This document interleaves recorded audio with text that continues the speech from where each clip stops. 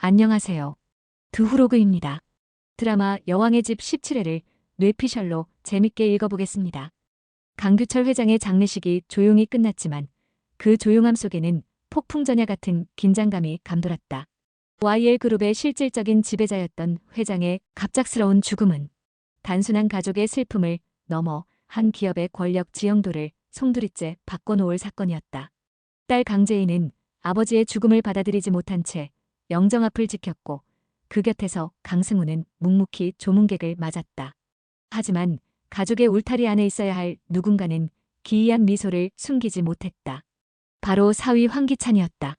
그의 입꼬리는 장례식장의 엄숙한 분위기 속에서도 위선적으로 올라갔고 누구도 그의 진심을 눈치채지 못한 채 슬픔에만 잠겨 있었다. 그러나 유일하게 기찬의 미소를 이상하게 여긴 이는 도유경이었다. 그녀는 눈치채지 못한 듯하지만 누구보다 사람의 본심을 꿰뚫는 능력을 갖춘 인물이었다. 장례식이 끝나고 며칠 뒤 강규철 회장의 유언장이 공개됐다. 기찬은 이미 회장의 모든 지분을 자신에게 넘길 것으로 확신하고 있었지만 뜻밖에도 유언장에는 강재인의 이름이 적혀 있었다. YL그룹 지분 30%. 그것은 단순한 숫자가 아닌 이 회사의 주도권을 의미하는 절대적인 권력의 상징이었다. 기찬은 잠시 당황했지만 곧바로 표정을 지웠다. 그는 감정을 숨기는데 도 같은 자였다. 재인이 그 지분을 가지고 있다고 해도 문제될 게 없었다. 결국 모든 경영은 자신의 손에 들어오게 되어 있다고 믿었다. 하지만 이 사실을 알게 된 재인은 오히려 당혹스러워했다. 아버지가 자신을 믿고 이런 중대한 결정을 내렸다는 사실이 부담스럽기도 했지만 동시에 누군가는 이 사실 때문에 자신을 노릴 수도 있다는 예감이 들었기 때문이었다.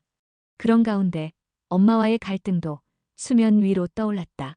장례식장에서 엄마는 강승우에게 넌 내 아들이 아니야라며 상상도 못한 말을 내뱉었고 재인은 그 말을 놓치지 않았다.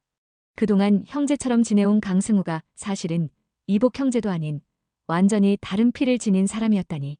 그럼에도 불구하고 그가 보여준 가족애와 책임감이 진짜였음을 알기에 재인은 복잡한 감정에 휘말린다. 한편 유경은 세리의 정체에 대한 의심을 멈추지 않았다. 그녀는 세리가 착용한 목걸이가 재인과 동일한 것이라는 사실을 알고 기찬과의 부적절한 관계를 떠올렸다.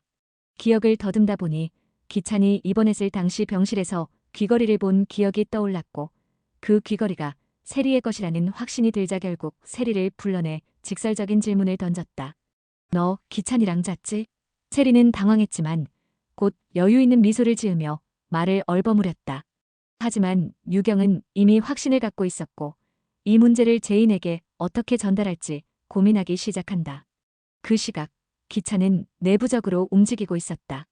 회장이 사망하자마자 바로 이사회를 소집했고 그는 경영공백이라는 명목으로 비상경영위원회를 제안했다. 자신이 그 위원회를 이끌겠다고 선언하자 몇몇 이사들은 반발했지만 기찬은 이미 회장의 과거 비리 일부를 정리해두고 이를 무기 삼아 반대파를 압박했다.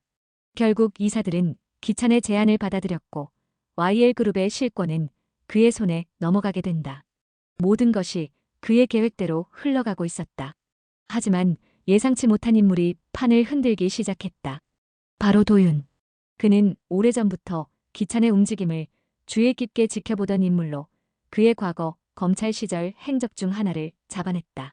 누군가를 매수하고 증거를 은폐했던 정황. 도윤은 이 자료를 이용해 기찬을 압박할 수 있는 방법을 모색했고 재인에게 조심스레 접근해 말했다.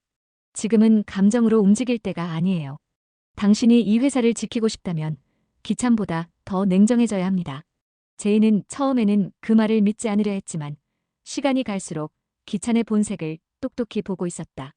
결국 그녀는 아버지의 유산을 지키기 위해 그리고 가족을 지키기 위해 결단을 내리기로 한다. 그리고 마침내 폭탄이 터지는 순간이 찾아온다. YL그룹 본사에서 긴급 기자회견이 열리고 재인은 회사 공식 후계자로서 처음으로 대중 앞에 선다. 카메라 플래시가 번쩍이는 가운데 그녀는 침착하게 입을 열었다. 저는 제 아버지 강규철 회장의 뜻을 이어 YL그룹의 공식 후계자로 이 자리에 섰습니다. 그리고 이 자리에서 분명히 말씀드리겠습니다. 황기찬 이사와 강세리 씨의 부적절한 관계, 그리고 내부 고발 행위에 대해 정식 조사와 법적 조치를 요청합니다. 기자들이 술렁이는 가운데 방송을 지켜보던 기찬은 말없이 화면을 바라본다. 그의 입가에는 다시 한번 의미심장한 미소가 번진다. 이제 본 게임이 시작된 거야. 이제 진짜 싸움이 시작된다. 기찬은 언론 플레이와 내부 세력 동원으로 재인을 무너뜨리려 할 것이고, 세리는 유경과의 대립 속에서 기찬과의 관계까지 흔들리며 갈등에 휩싸이게 된다. 강승우는 출생의 비밀을 알고 깊은 내면의 혼란을 겪으며 회사를 떠날 결심을 할지도 모른다. 하지만 그는 돌아올 것이다. 자신이 진짜 가족임을 증명하기 위해.